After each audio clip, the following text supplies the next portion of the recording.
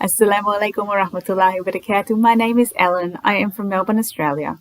Today I'm going to share my changes that I've experienced now that I am a Muslim. There are changes that I was expecting as a Muslim. So on my journey to Islam, I was thinking about the physical changes that I would need to make in my day-to-day lifestyle. But I was never thinking about change of heart and a change of spirituality. I was thinking more of a duty rather than the gift that I would be getting from Islam. Alhamdulillah, I'm so grateful for this change, a change that I never ever expected. As I learn, and all Muslims, we're continually learning and continually absorbing, we're continually growing. And there was a particular moment for me where I really felt a shift in my objectives of life and of this dunya, in this world. It was during COVID, and in Victoria here, we were all going into lockdown. Everything was closing down except for the essentials of groceries and medicals. We have a business, my husband and I run together, so that's our livelihood, and knowing that that's going to have to close down, like all families, going through this panic of what are we going to do for our income, how are we going to support ourselves.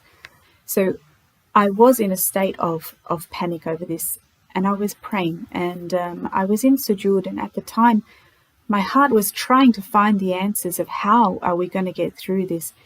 And at that moment I realized the only success is to come out of this with the love of Allah.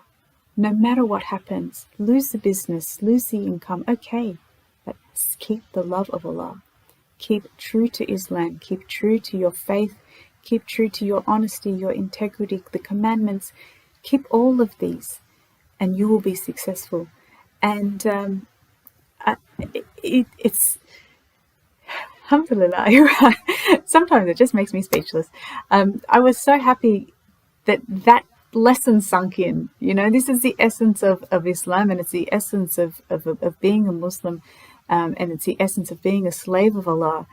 Today's world is so choked up with success on a different scale, and it's all about ambition and career and stature and having and wealth, and that's not. They are gifts from God, but that is not the success.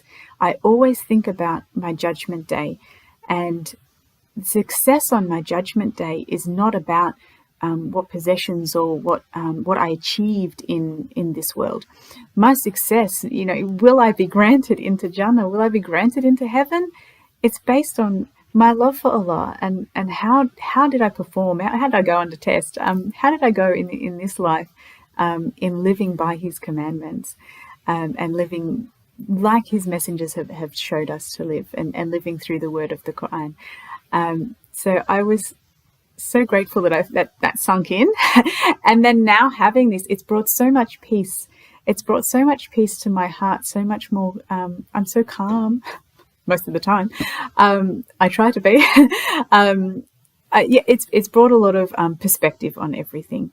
So knowing that, people who are superior and more successful, they too will have their judgment day. They too will bow down before Allah. And will they get into heaven? Only Allah knows. But it's not going to be based on how big their house was or what big fancy career they had. And it makes such a difference in our perspective of things when something's calamities are always going to happen. There's always going to be some problem happening. But how we get through it, alhamdulillah, it's okay.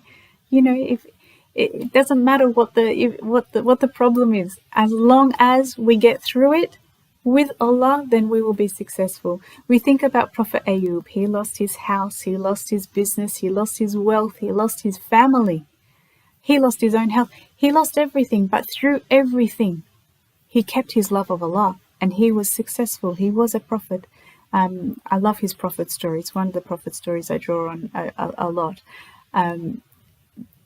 So I think that the changes that you can get from becoming a Muslim and embracing the teachings of Allah far exceeds anything that I could expect.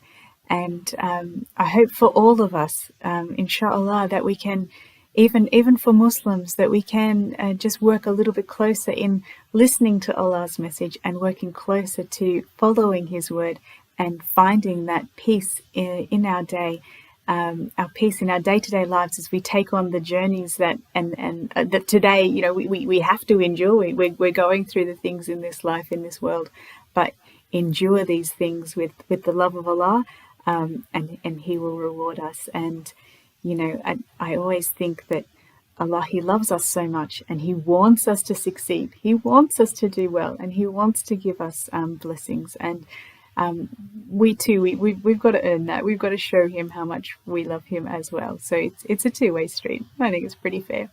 I hope you enjoyed my talk today. Assalamu alaikum wa rahmatullahi wa barakatuh.